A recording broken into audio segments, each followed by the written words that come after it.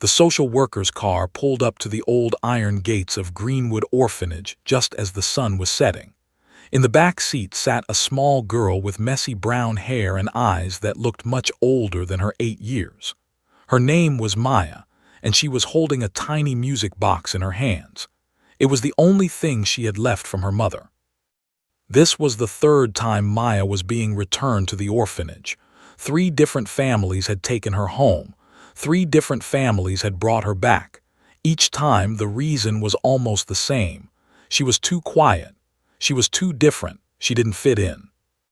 The social worker, a tired woman with kind eyes, looked at Maya through the mirror.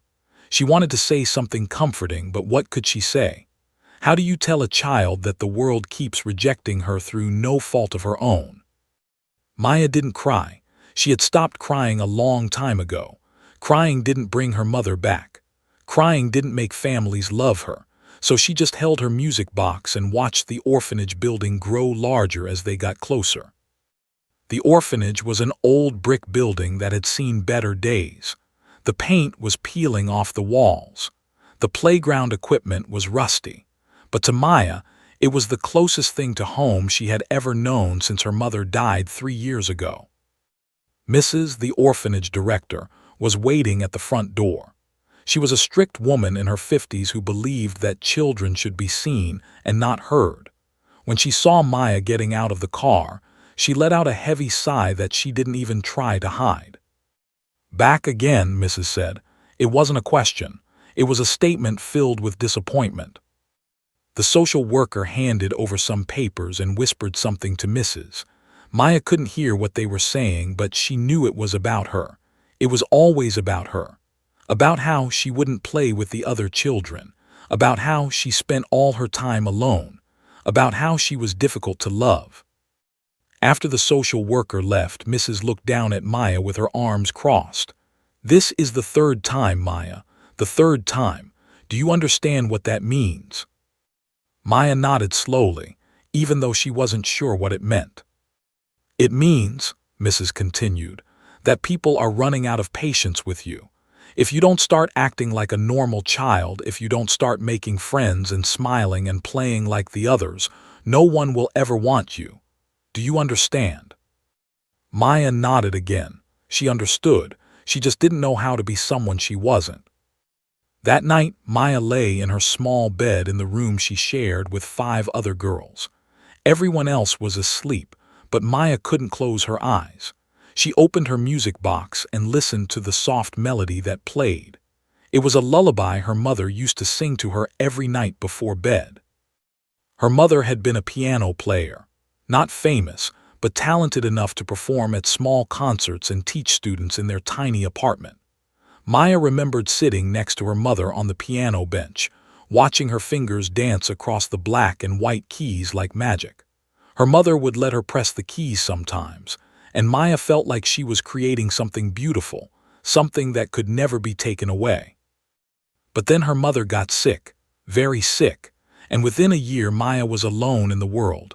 No father, no grandparents, no aunts or uncles, just a little girl with a music box and memories that were already starting to fade. The next morning, Maya went through the usual routine.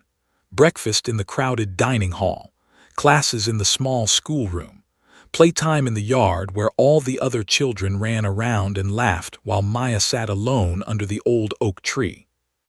But when no one was watching, Maya would sneak away to a place that only she knew about.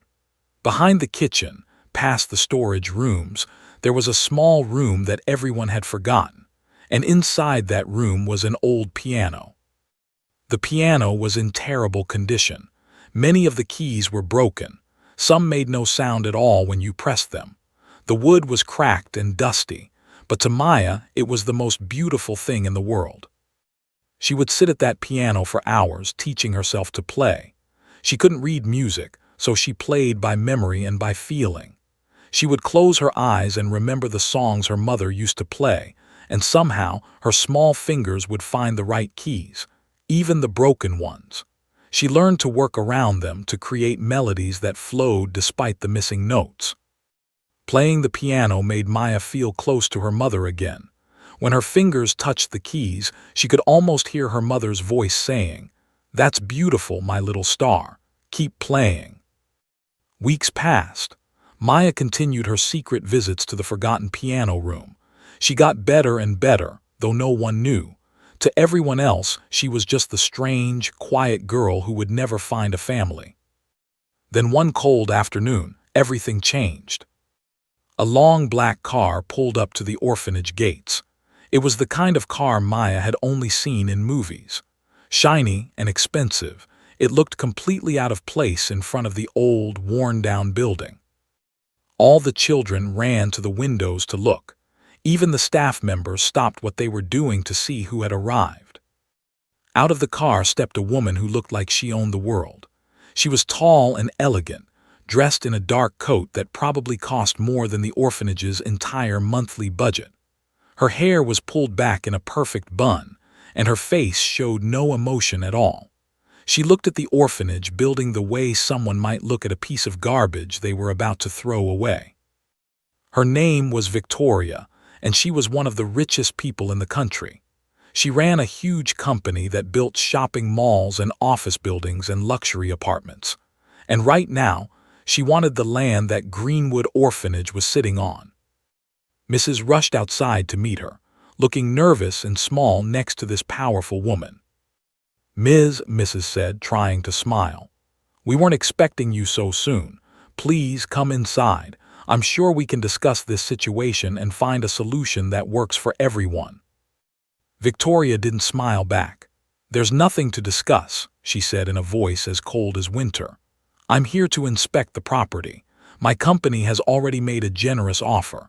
This building is old, falling apart, and sitting on prime real estate. The children can be moved to another facility. Progress cannot wait for sentiment." Mrs. Face went pale. "But these children, this is their home. Some of them have nowhere else to go." Victoria started walking toward the building without waiting for Mrs. to lead the way. "Everyone has somewhere to go," she said. "That's not my concern. My concern is efficiency and profit. This orphanage serves 50 children. My development project will create jobs for thousands. The math is simple." As Victoria walked through the front doors, all the children scattered like frightened birds, all except one. Maya stood in the hallway holding her music box, looking at this cold, powerful woman with curious eyes. She didn't run away. She didn't look scared. She just watched. For a brief moment, Victoria's eyes met Maya's.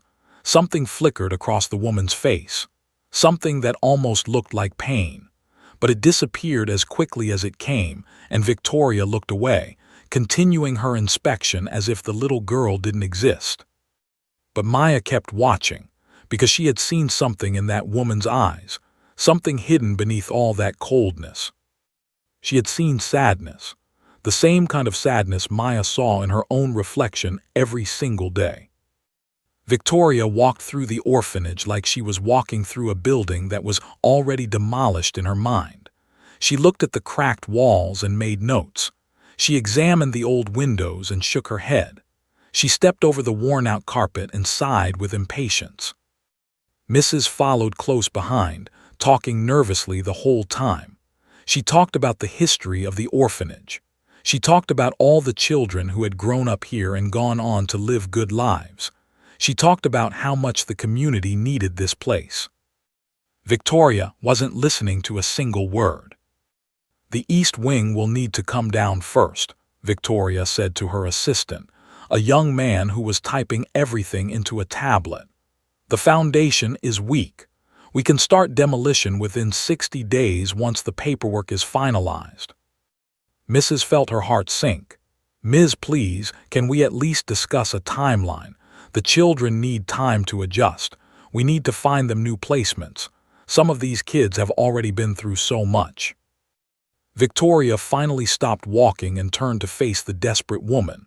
Her eyes were like ice. "Mrs., I am not a charity. I am a businesswoman. Every day this project is delayed costs my company money. I have investors waiting. I have contractors on standby. Your feelings, while noted, do not change the economics of the situation." She turned and continued walking, her expensive heels clicking against the old wooden floors. They walked through the dining hall, where a few children were doing homework at the long tables. They walked past the small library with its donated books and second-hand shelves. They walked by the dormitories where rows of simple beds lined the walls. Victoria looked at everything with the same cold, calculating expression. But if anyone had been watching her closely, they might have noticed something strange. Every time she passed a child, her jaw would tighten just a little. Every time she heard a young voice laugh or call out to a friend, her steps would slow for just a moment. There was something inside Victoria that she had buried deep, deep down, something she never allowed herself to think about, something that hurt too much to remember. 10 years ago, Victoria had been a different person. She had smiled. She had laughed. She had loved. She had a daughter named who was the light of her life, was sweet and kind and had a gift for music. She could play the piano in a way that made everyone who heard her stop and listen. Victoria used to come home from work exhausted, stressed, overwhelmed by the pressures of building her company. But the moment would start playing the piano, all of that would melt away. The music was like medicine for her soul. Then came the accident, a rainy night, a truck that ran a red light, and just like that was gone. She was only 15 years old. After that day, Victoria changed. She locked away all her emotions. She told herself that feelings were weakness, that love only led to pain. She threw herself into her work, building her company bigger and bigger, making more and more money. But no amount of success could fill the emptiness inside her. She got rid of the piano in her house.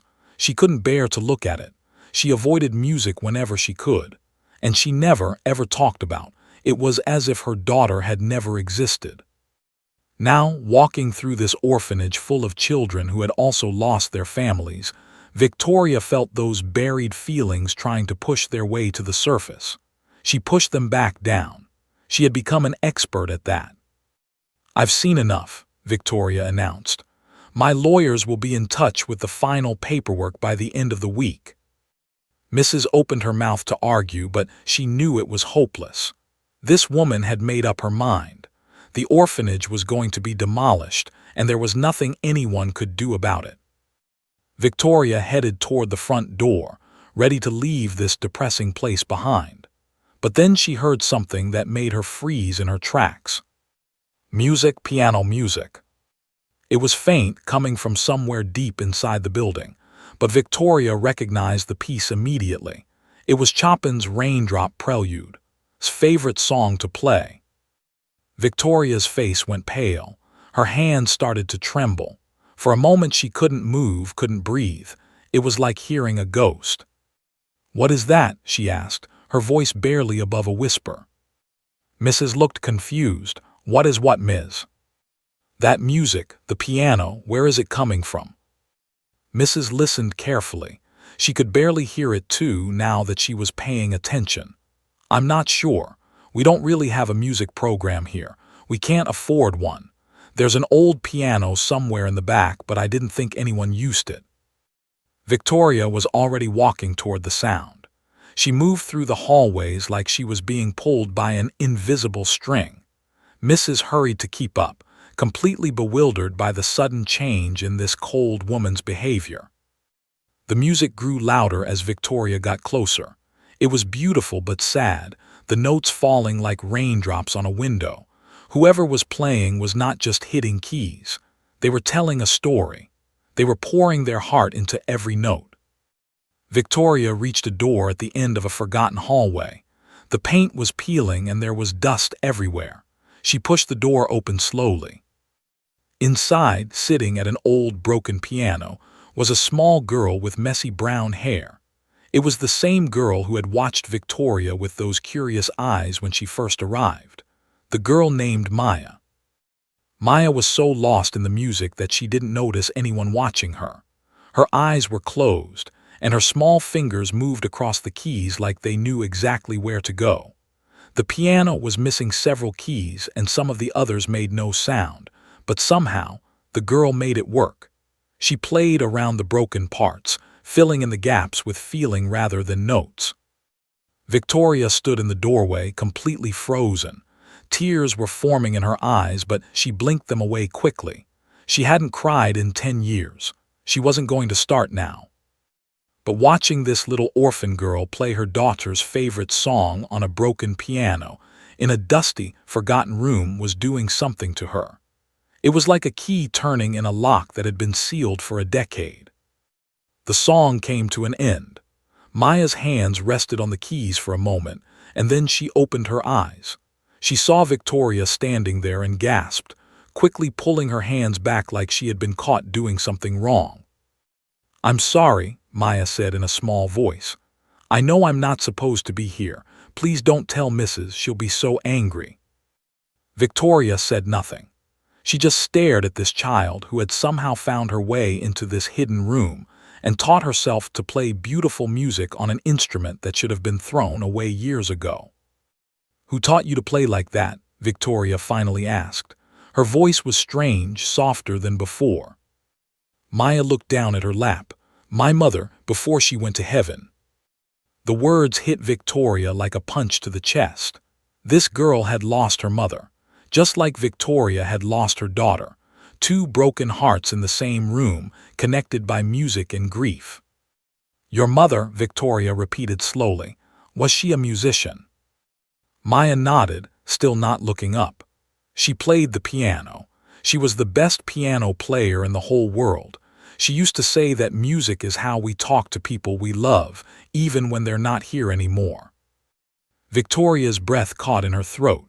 She gripped the door frame to steady herself. This child, this unwanted orphan, was speaking words that cut right through all the walls Victoria had built around her heart. For a long moment, neither of them said anything. The silence was heavy with things unspoken. Then Victoria did something that surprised even herself. She stepped into the room and walked toward the piano. She stood next to Maya and looked down at the broken keys, the dusty surface, the cracked wood. "This piano is falling apart," Victoria said quietly. "I know," Maya replied, "but it still makes music. Sometimes broken things can still be beautiful." Victoria closed her eyes. She could feel something breaking inside her, or maybe it was something finally starting to heal. Victoria stood in that dusty room for what felt like forever. She could hear her own heartbeat pounding in her ears. This little girl, this orphan with messy hair and sad eyes, had just said something that shook Victoria to her core. Sometimes broken things can still be beautiful. It was such a simple thing to say, but it meant so much more than this child could possibly understand. Victoria had spent 10 years believing that once something was broken, it could never be fixed. She had believed that about pianos. She had believed that about hearts. She had believed that about herself.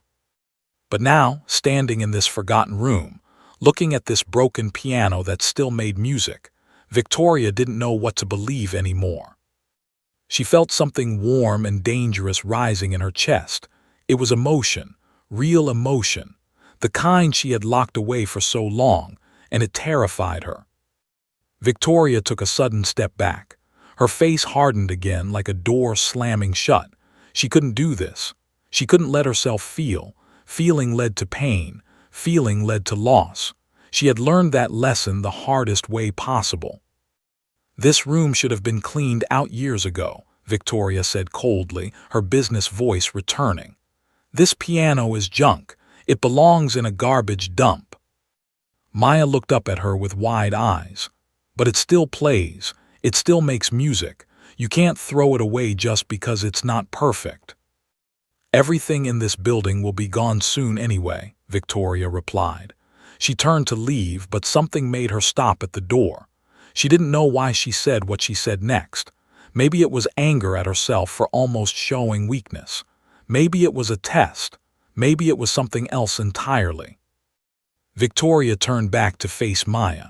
Her eyes were cold, but there was something flickering behind them, something that looked almost like fear. "You think you're talented, don't you?" Victoria asked. Maya shook her head quickly. No, ma'am, I just like to play. It makes me feel close to my mother. Your mother is gone, Victoria said, the words coming out harsher than she intended. Playing piano won't bring her back. Nothing will bring her back. Trust me, I know. Maya didn't cry. She didn't look away. She just held Victoria's gaze with a strength that seemed impossible for such a small child. I know she's not coming back, Maya said softly. But when I play, I can still hear her voice. I can still feel her love. The music keeps her alive in my heart. Victoria felt like she had been slapped. This child was saying everything Victoria had been running from for 10 years. She was talking about the very thing Victoria had tried so hard to forget. The silence between them grew heavy. Outside the room, Mrs. was nervously peering through the doorway, not sure what was happening but too afraid to interrupt. Then Victoria did something nobody expected. Not Mrs., not her assistant, not even Victoria herself. She walked back toward Maya and stood directly in front of her. Her face was unreadable, a mask of stone, but her voice trembled slightly when she spoke. You want to know if I have a heart, Victoria said, more to herself than to Maya. Everyone thinks I'm made of ice. Maybe they're right, maybe I am. She looked down at Maya, with an intensity that made the little girl shrink back slightly. Here's what I'm going to do, Victoria announced, loud enough for everyone nearby to hear. I'm going to give you a chance. One chance. If you can play something on this broken piano that makes me cry, I'll adopt you myself. I'll take you out of this place and give you a life you could never dream of. Mrs. gasped from the doorway. The assistant stopped typing and looked up in shock. Even the air in the room seemed to freeze. Victoria wasn't finished. But if you can't make me cry if you fail, then this orphanage closes tomorrow. Not next month. Not next week. Tomorrow. Every child here will be sent somewhere else. And it will be because of you. Ms. and Mrs. rushed into the room, her face pale with horror. You can't do this. She's just a child. This is cruel. Victoria held up a hand to silence her. Life is cruel, Mrs. The sooner children learn that, the better prepared they'll be for the real world. She looked back at Maya, waiting for the girl to cry, to beg, to run away. That's what any normal child would do when faced with such an impossible challenge. But Maya didn't do any of those things. She sat very still on the piano bench. Her small hands rested on her lap. Her eyes were focused on Victoria's face, studying her the way you might study a puzzle you're trying to solve. Why do you want to cry? Maya asked quietly. The question caught Victoria completely off guard. What? You said I have to make you cry, but you seem like someone who really doesn't want to cry. So why would you ask me to do something you don't want? Victoria opened her mouth to respond, but no words came out. This 8-year-old girl had just asked her a question she couldn't answer. Why had she made this challenge? What was she really hopping for? Deep down, in a place Victoria refused to look, she knew the truth. She wanted to feel something. She wanted someone to break through the walls she had built. She was tired of being frozen, tired of being numb.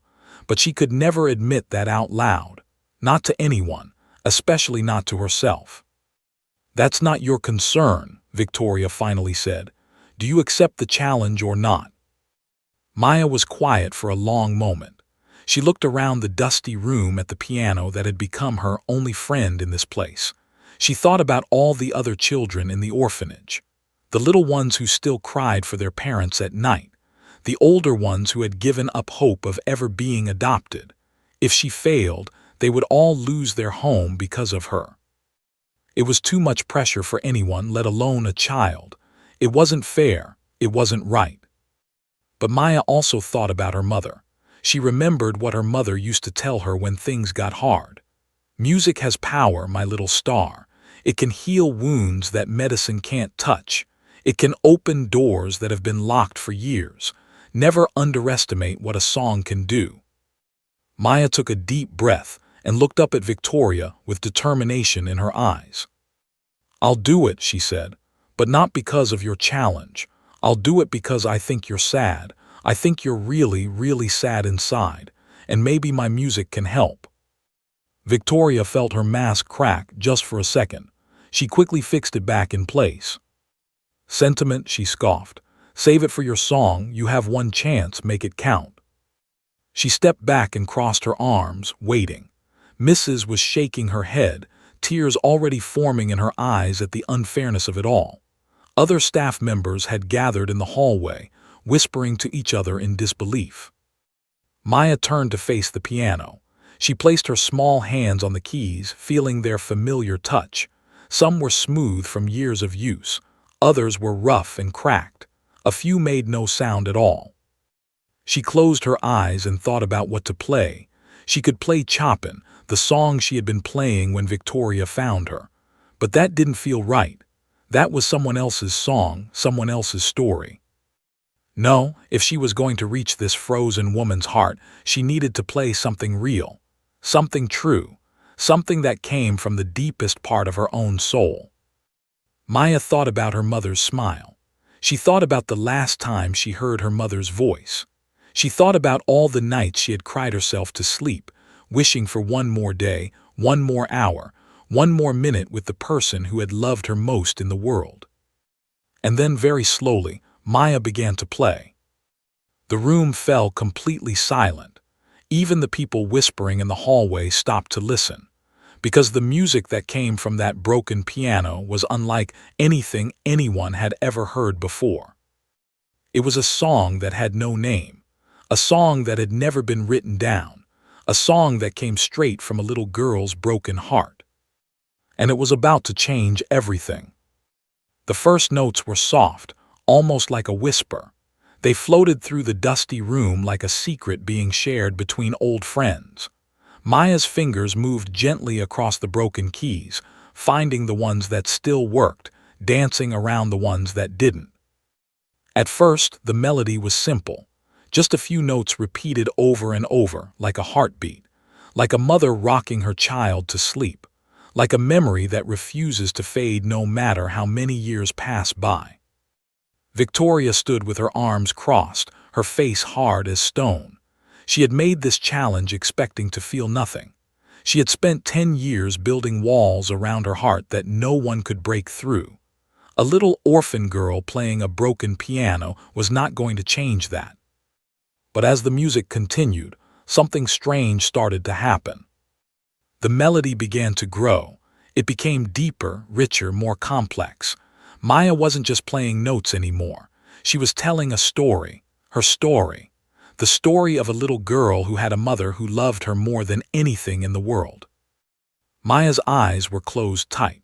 In her mind, she was back in the tiny apartment where she grew up. She could see the small kitchen where her mother made pancakes on Sunday mornings. She could see the window with the yellow curtains where sunlight would pour in every afternoon. She could see the old upright piano against the wall where her mother would sit and play for hours. The music shifted, becoming lighter, almost playful.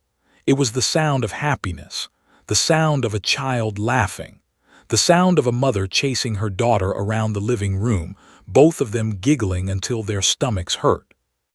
In the hallway, the staff members who had gathered to watch began to feel something stirring in their chests.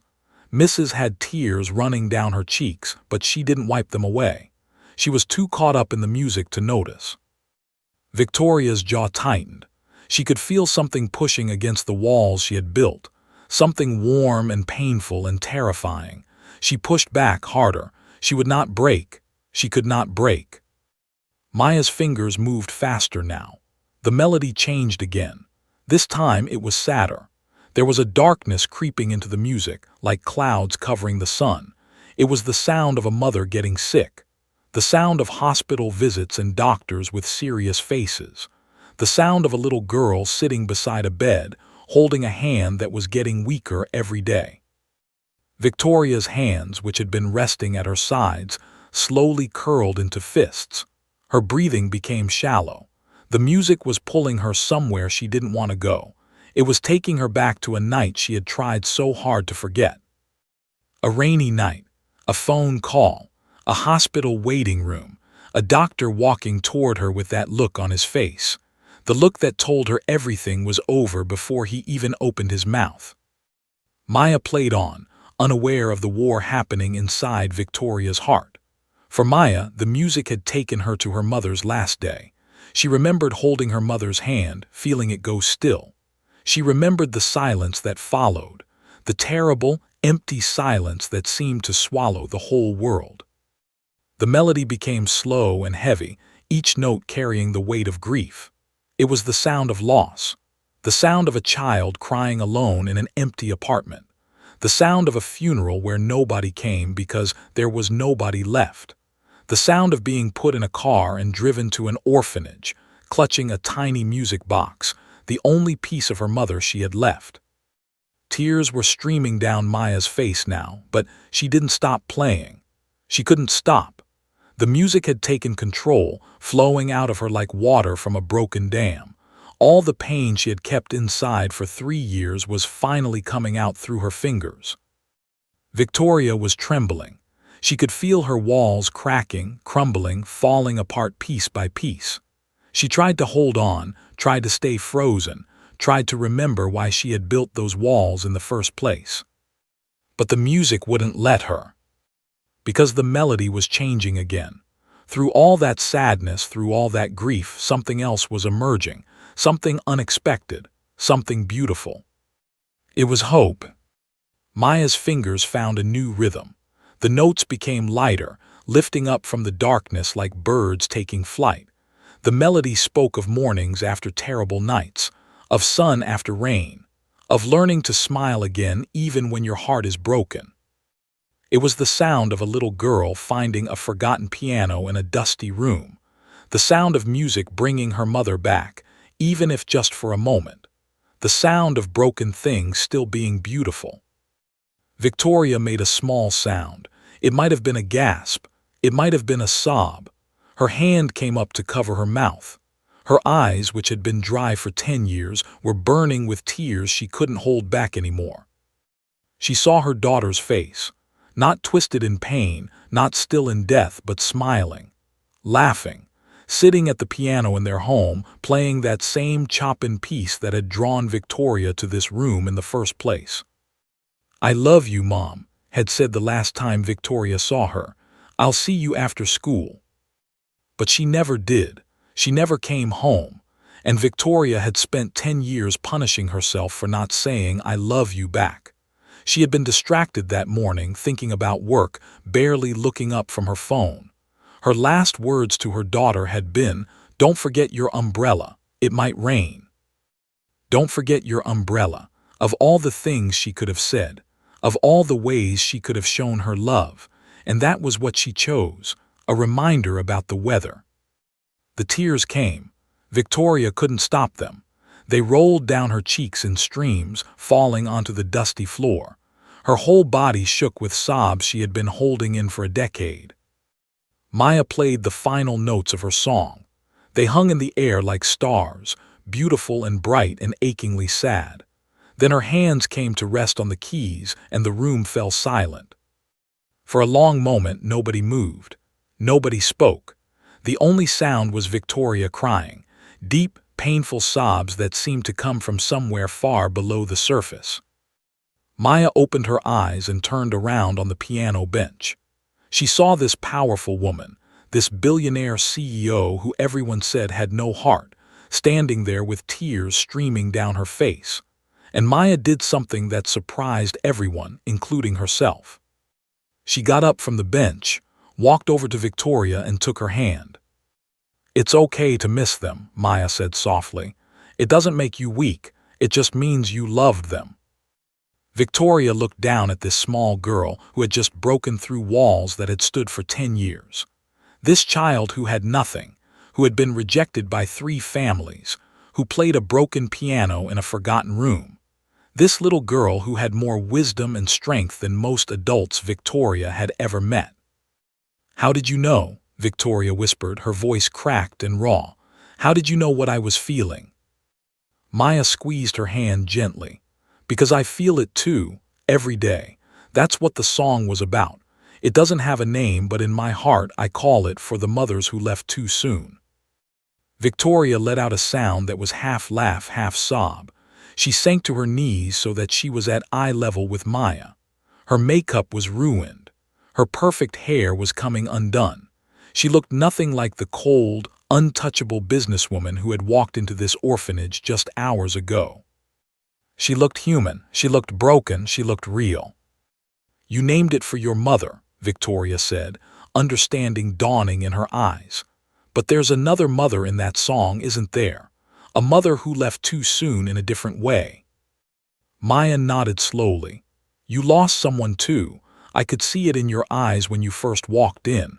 That's why I wasn't afraid of you, because I recognized the sadness. It was the same as mine." Victoria pulled Maya into her arms and held her tight. She cried into the little girl's hair, letting out years of grief and guilt and pain.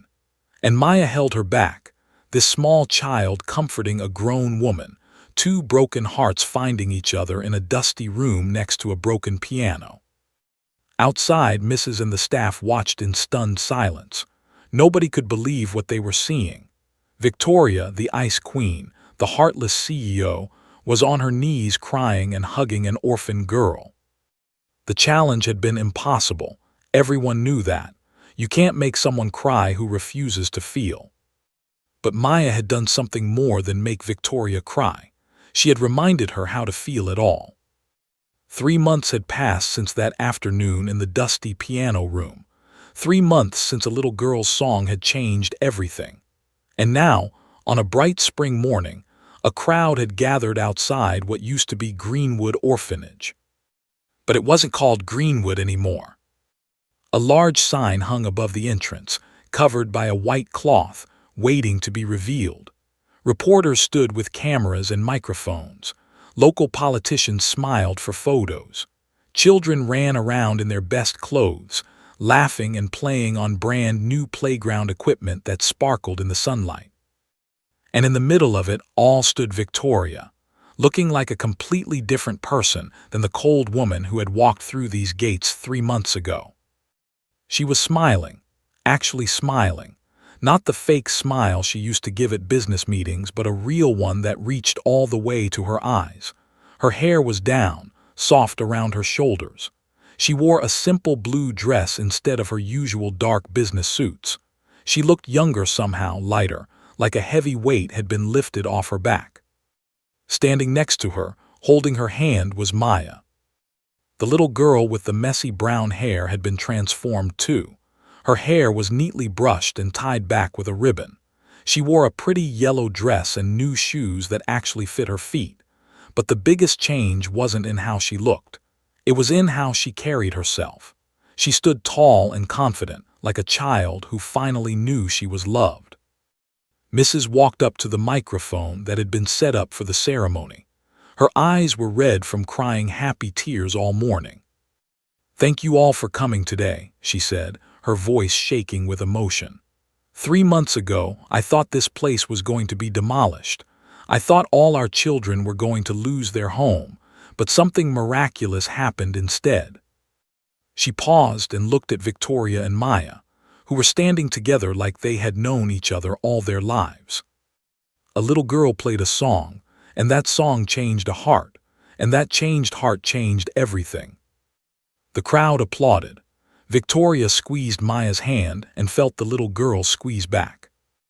Mrs. continued, "Today, we're not just unveiling a new name for our home, we're celebrating a new beginning. Thanks to the generosity of Victoria and the foundation, this orphanage has been completely renovated. We have new bedrooms, a new kitchen, a new library, and something very special that I'll let Ms. tell you about herself." Victoria stepped forward to the microphone. She had given hundreds of speeches in her life, to investors, to board members, to shareholders, but this was the first speech that actually mattered. 10 years ago I lost my daughter," Victoria said. Her voice was steady but full of emotion. "Her name was, and she was the light of my life. When she died, I thought the light went out forever. I closed my heart. I told myself that feelings were weakness, that love only led to pain." She looked down at Maya, who smiled up at her encouragingly. "Then I came to this orphanage, planning to tear it down and build something profitable. Instead, I found something priceless. I found a little girl playing a broken piano in a forgotten room, and she played a song that broke through every wall I had built around my heart. Victoria's eyes filled with tears, but she didn't try to hide them. She wasn't ashamed of them anymore. Maya taught me something important. She taught me that broken things can still be beautiful, that grief doesn't have to destroy us, that it's never too late to open your heart again. She gave me something I thought I had lost forever. She gave me hope. The crowd was silent, hanging on every word. So today, I'm not just announcing a donation. I'm announcing a promise. This orphanage will never close. These children will always have a home. And every single child here will have access to something that changed my life and Maya's life. Something magical, something powerful. She turned and nodded to one of her assistants, who opened the front doors of the building. Music. Inside, visible through the open doors, was a brand new music room. It was filled with instruments of every kind. Guitars, violins, drums, flutes. And in the center, gleaming under the lights, was a beautiful grand piano. The children gasped and cheered. Some of them ran toward the building, eager to touch the instruments they had only ever seen in pictures. Every child who comes through these doors will have the chance to learn music, Victoria said. Because music has the power to heal. It has the power to connect us. It has the power to remind us that we're never truly alone. She stepped back from the microphone and walked over to the covered sign. Maya walked with her, still holding her hand. And now, Victoria said, I'd like to unveil the new name of this place. Maya, would you do the honors? Maya reached up and pulled the cord. The white cloth fell away, revealing the new sign. It read, "The Home for Children." The crowd burst into applause. Cameras flashed. Reporters shouted questions, but Victoria didn't hear any of it. She was looking at the sign, at her daughter's name, and for the first time in 10 years, the memory didn't hurt. It felt like a gift. Do you think she would have liked this? Maya asked softly. Victoria knelt down so she was at eye level with her new daughter, because that's what Maya was now. Not officially, not yet, but in every way that mattered, Maya was her daughter. The adoption papers had been filed weeks ago, and the final hearing was scheduled for next month. I think she would have loved it, Victoria said, and I think she would have loved you. Maya smiled, that bright, beautiful smile that Victoria had come to treasure more than anything in the world. I think she sent me to you, Maya said. I think she knew you needed someone to help you remember how to feel. Victoria pulled Maya into a tight hug. Around them, the celebration continued. Children played on the new equipment. Staff members showed off the renovated building. Reporters interviewed anyone who would talk to them. But Victoria and Maya stayed in their own little world, two people who had found each other against all odds. Later that afternoon, when the crowds had gone and the cameras had left, Victoria and Maya sat together in the new music room. Maya was at the grand piano, running her fingers over the perfect keys that all worked exactly as they should. It's so different from the old one, Maya said. Every note sounds right. Victoria sat beside her on the bench. Do you miss the old piano? Maya thought about it for a moment. A little. The old one was broken, but it was mine. It taught me that you don't need perfect things to make beautiful music. That's a wise thing to say, Victoria replied. You know, that old piano isn't gone. I had it restored and moved to our house. It's in your room now, right by the window. Maya's eyes went wide. Really? You saved it? Of course I did. That piano brought us together. I could never throw it away. Maya threw her arms around Victoria, hugging her tightly. Victoria hugged her back, breathing in the sweet smell of her daughter's hair. Her daughter. She still couldn't believe it sometimes. After 10 years of emptiness, she had a family again. Will you play something? Victoria asked. Play the song, your song. Maya nodded and turned to face the piano. She placed her hands on the keys, closed her eyes and began to play. The melody filled the room, that same beautiful, heartbreaking, hopeful song that had changed everything. But it sounded different on this perfect piano.